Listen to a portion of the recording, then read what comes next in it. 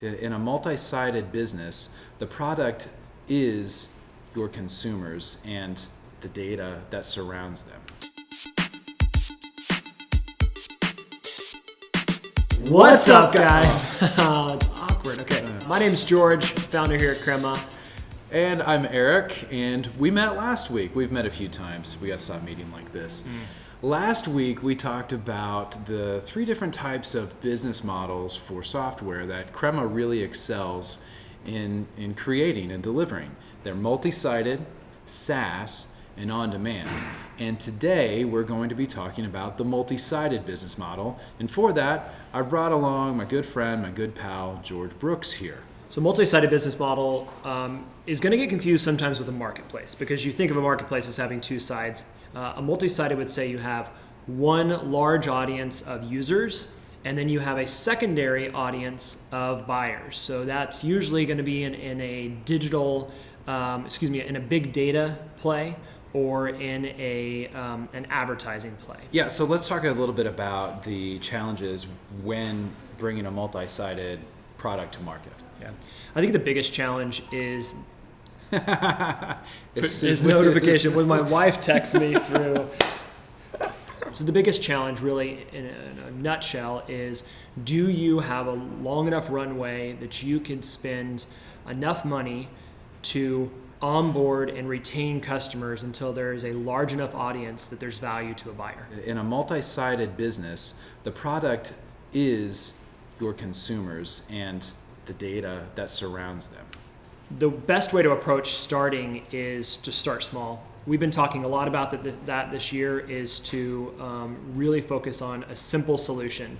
And so first off, test your market and test with a small local market. So if you can find something in your local community or in a community that you have influence in, maybe it could be another online community, but find a place where you have influence and where you have some people that are willing to take a risk to go along this journey early on for you. So find your early adopters and test with them. By starting small like that, you gain a clear understanding of who your audience is. And as you grow with them, you know who they are, and you can start to pick out trends and start to predict trends even. One thing that I enjoy talking about is the fact that there's a market for everything. Mm-hmm. And so that shouldn't stop you from trying to go after your business idea. But niche down, find a group that's really going to want to buy in and be a part of this and feel like this is their community. All right, so to wrap up, a multi-sided business model is pretty simple. You've got a consumer who's not paying for your product, and you've got a buyer who's paying for access to your consumers.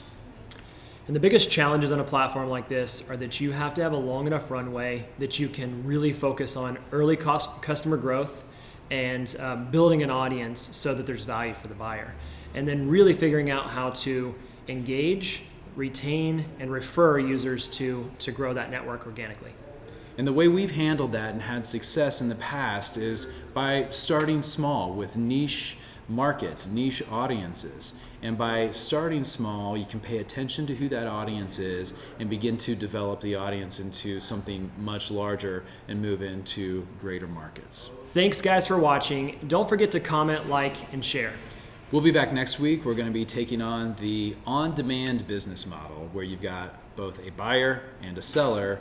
And what are those challenges? They're not small. See you next week.